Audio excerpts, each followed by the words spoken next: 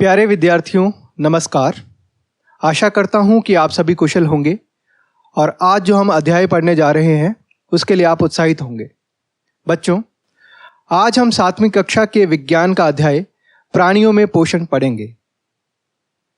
बच्चों, सबसे पहले हम यह जान लेते हैं कि आप क्या जानते हैं। मैं आपसे कुछ प्रश्न पूछूंगा, आप उनके उत्तर मुझे देंगे। पादप अपना भोजन किस विधि के द्वारा बनाते हैं? सही जवाब, पादप अपना भोजन प्रकाश संश्लेषण विधि द्वारा तैयार करते हैं। दूसरा प्रश्न, भोजन के घटकों के नाम बताइए। तो बच्चों, भोजन के घटक हैं कार्बोहाइड्रेट, प्रोटीन, वसा इत्यादि। अगला प्रश्न, जंतु अपना भोजन कैसे प्राप्त करते हैं? तो बच्चों, जंतु अपना भोजन प्रत्यक्ष और परोक्ष दोनों रूपों से पौधों से प्राप्त करते हैं। अब बच्चों, हम ये देखते हैं कि हम आज क्या क्या सीखेंगे। खाद्य अंतग्रहण की विभिन्न विधियां, मानव में पाचन, घास खाने वाले जंतुओं में पाचन, अमीबा में संभरण एवं पाचन। बच्चों, अब हम सबसे पहले खाद्य अंतग्रहण की विभिन्न विधियों के बारे में जान लेते हैं। भोजन के अंतग्रहण की विधि विभिन्न जीवों में भिन्न भिन्न होती है, जैसे कि एक मधुमक्खी एवं मरमर पक्षी, जिसे हमिंग बर्ड कहते हैं, पौधों में से मकरंद को चूसते हैं। मानव एवं कुछ अन्य जंतुओं में शिशु मां का दूध पीते हैं। अजगर जैसे सर्प वंश के प्राणी अपने शिकार को समूचा ही निगल जाते हैं। इसी तरह से कुछ जलीय प्राणी हैं जो अपने आसपास पानी में तैरते हुए खाद्य कणों को छानकर उनका भक्षण करते हैं। जैसे कि एक समुद्री जीव है जिसका नाम है स्टारफिश। स्टारफिश यानी कि तारा मछली। स्टारफिश कैल्शियम कार्बोनेट के कठोर कवच वाले जंतुओं का आहार करती है। आप देख सकते हैं कि यह सबसे पहले कवच को खोलने के बाद अपने मुंह में से धीरे धीरे करके अमाशय को बाहर निकालती है और फिर इसके बाद जंतु के कोमल हिस्सों को धीरे धीरे से खाने लगती है। जब ये भोजन पूरा कर लेती है तो यह धीरे धीरे अपने अमाशय को वापस अपने शरीर में भेज देती है और आहार जो उसके शरीर में पहुंच गया, अमाशय में पहुंच गया, वह धीरे धीरे पचता रहता है। तो देखा आपने कितनी अद्भुत है इसकी अंतग्रहण प्रणाली। अब आप भोजन ग्रहण करने की एक अन्य रोचक विधि का अध्ययन करेंगे। बच्चों, अब हम मानव में पाचन क्रिया के बारे में पढ़ेंगे। हम अपने मुख द्वारा भोजन का अंतग्रहण करते हैं, इसे पचाते हैं तथा फिर इसका उपयोग करते हैं। आहार का बिना पचा भाग मल के रूप में निष्कासित किया जाता है। क्या आपने कभी यह जानने का प्रयास किया है कि शरीर के अंदर भोजन का क्या होता है? भोजन एक सतत नली से गुजरता है जो मुख गुहिका से प्रारंभ होकर गुदा तक जाती है। इस नली को विभिन्न भागों में बांट सकते हैं।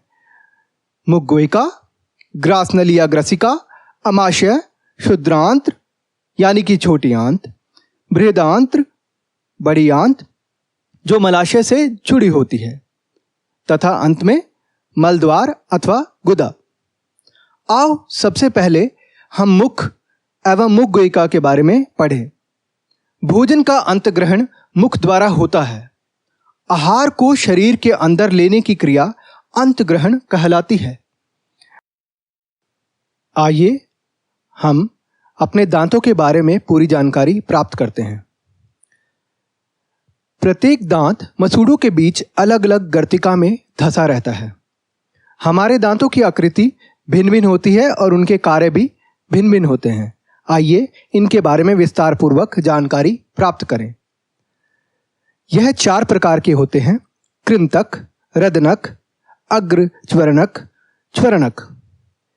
कृंतक जो हैं वो काटने के काम आते हैं। इनकी संख्या 8 होती है, 4 नीचे और 4 ऊपर। रत्नक का प्रयोग चीरने या फाड़ने के लिए किया जाता है। इनकी संख्या 4 होती है, 2 नीचे और 2 ऊपर। इसके बाद चबाने के लिए जो दांत हैं वो हैं अग्रच्वर्णक और च्वर्णक। अग्रच्वर्णकों की संख्या 8 होती है, 4 नीचे और 4 ऊपर। इसी प्रकार च्वर्णकों की संख्या 12 होती है, 6 नीचे और 6 ऊपर। ये सभी दांत मिलकर भोजन को अच्छी तरह से चबाने में सहायता करते हैं। बच्चों, साथ ही आप यह भी जान लें कि दांतों को स्वस्थ रखने के लिए रोजाना 2 बार ब्रश करना चाहिए। हम दांतों की सहायता से भोजन चबाते हैं तथा यांत्रिक विधि द्वारा उसे छोटे छोटे टुकड़ों में पीस देते हैं।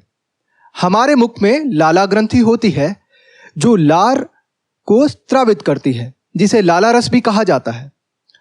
लार भोजन में मौजूद स्टार्च को चीनी में बदलती है, चीनी यानी कि शर्करा, और भोजन को नरम बनाती है। लाला रस न केवल भोजन को मिलाता है परंतु यह मंड को शर्करा में बदलने का कार्य भी करता है। आइए एक क्रियाकलाप करके देखते हैं। 2 परखनलियां लीजिए, उन्हें ए और बी से चिन्हित कीजिए। परखनली ए में 1 चम्मच उबले हुए चावल डालिए। 1 चम्मच उबले हुए चावल मुंह में लेकर 3 से 5 मिनट तक चबाइए तथा इन्हें दूसरी परखनली बी में लीजिए। इसके पश्चात दोनों परखनलियों में 3 से 4 मिलीलीटर जल डालिए। अब दोनों परखनलियों में आयोडीन विलयन की 2 से 3 बूंदें डालिए और उनका प्रेक्षण कीजिए। तो हमने क्या पाया? परखनली ए में आयोडीन विलयन का रंग बदलकर गहरा नीला काला हो गया, परंतु परखनली बी में इसका कोई प्रभाव नहीं पड़ा। आयोडीन विलयन स्टार्च को टेस्ट करने के लिए उपयोग किया जाता है।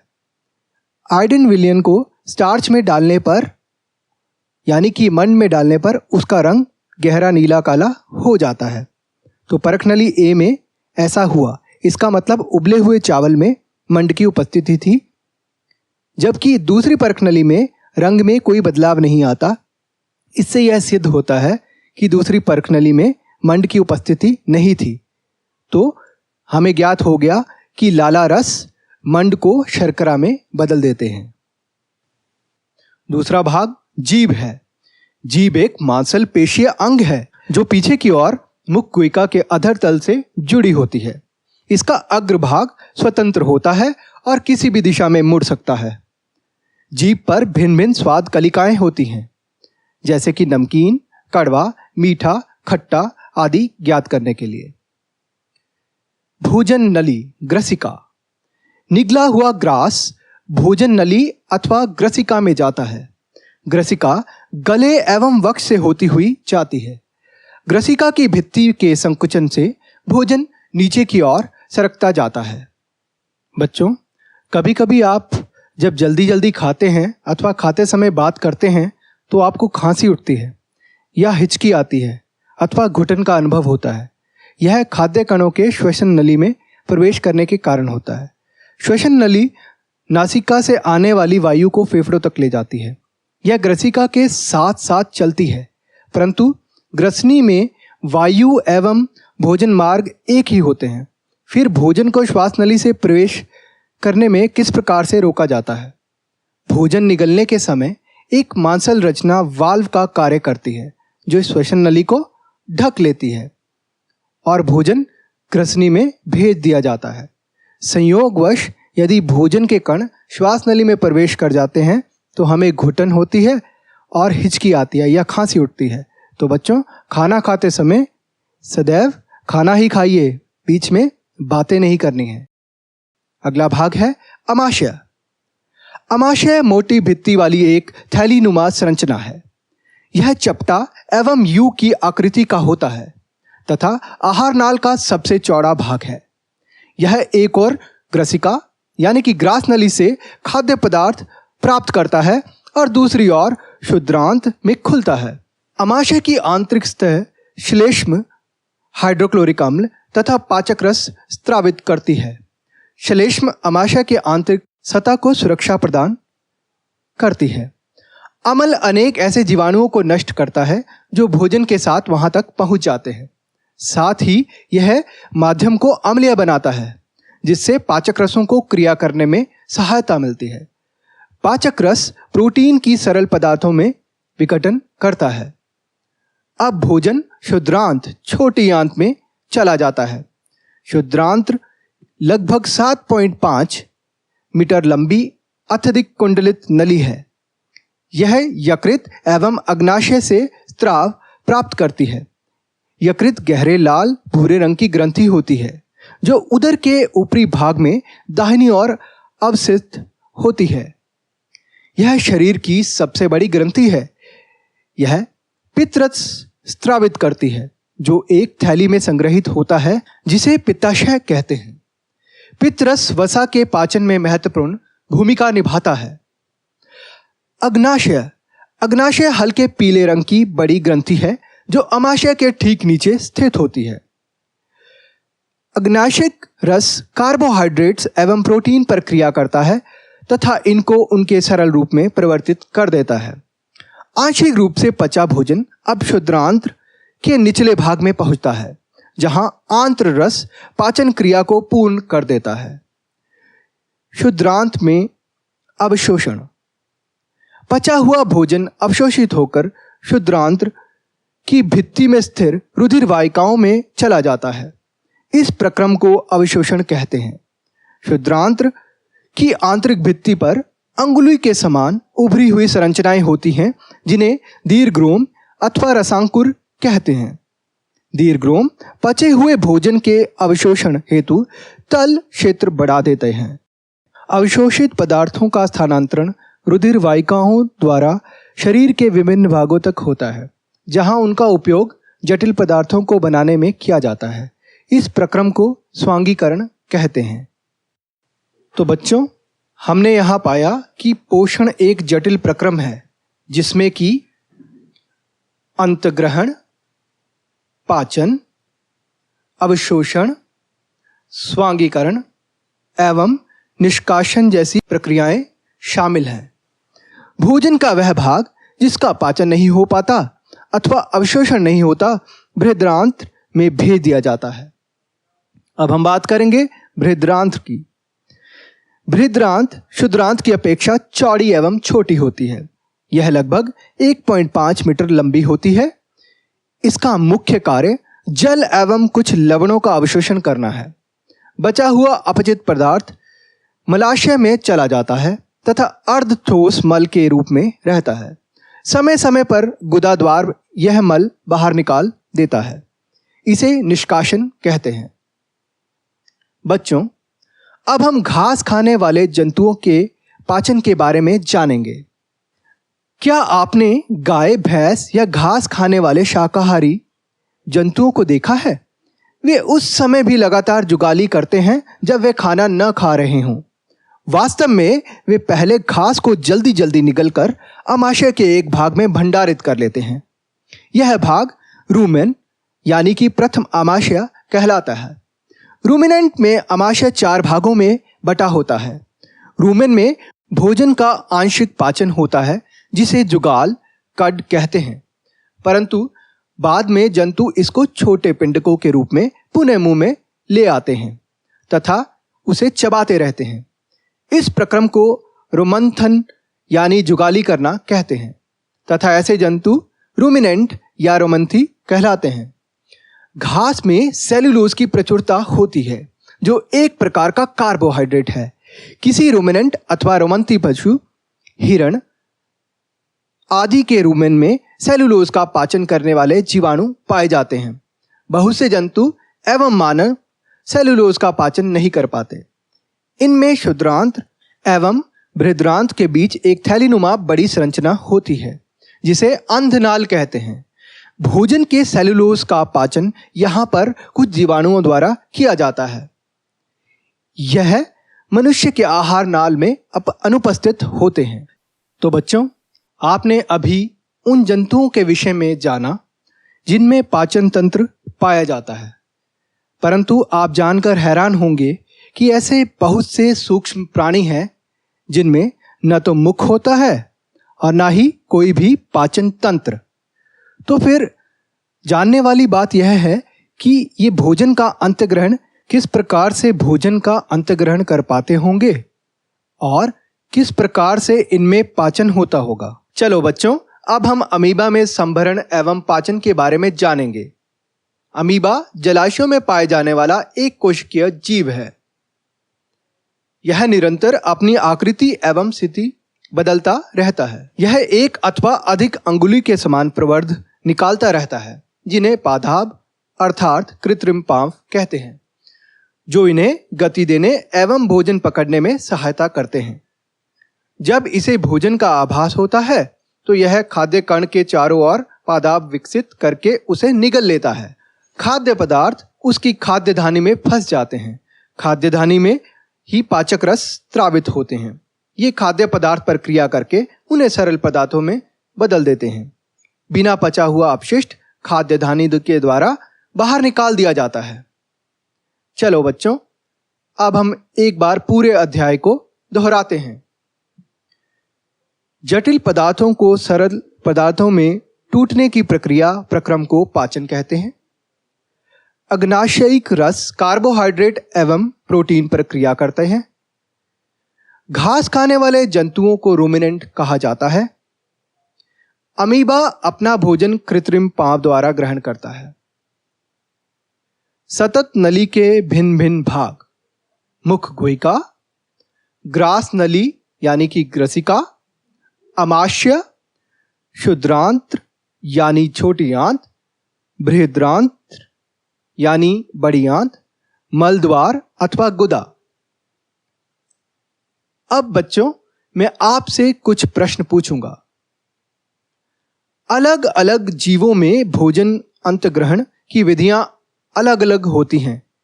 बच्चों, बताइए ये कथन सही है या गलत? तो सही उत्तर है सही। ये कथन सही है। अमाशय में तेजाब डैश को नष्ट करता है।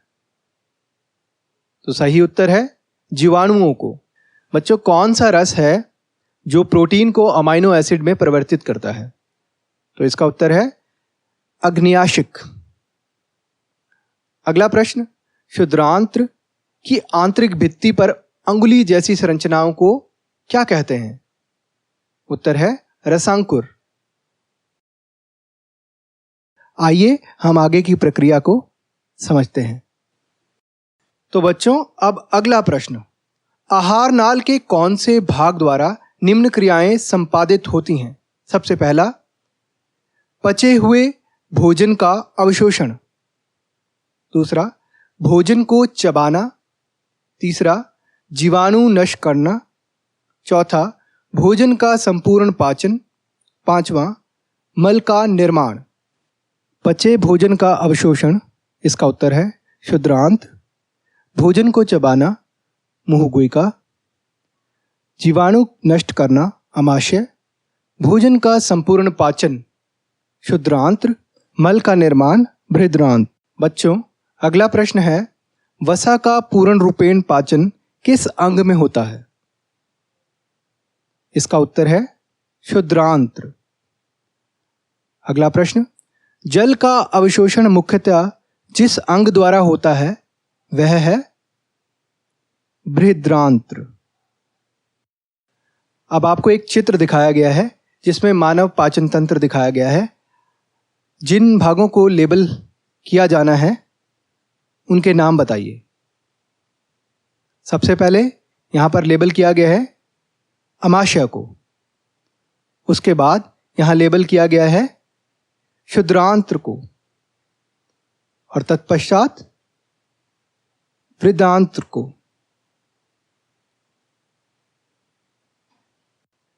बच्चों, इसके साथ हमारा यह अध्याय प्राणियों में पोषण समाप्त होता है। आशा करता हूं कि आपने इसे ध्यानपूर्वक सुना होगा और समझा होगा। तो बच्चों, इसे एक बार फिर से दोहराइए और आशा करता हूं कि आप तंदुरुस्त रहेंगे, पढ़ते रहेंगे और बढ़ते रहेंगे। धन्यवाद बच्चों।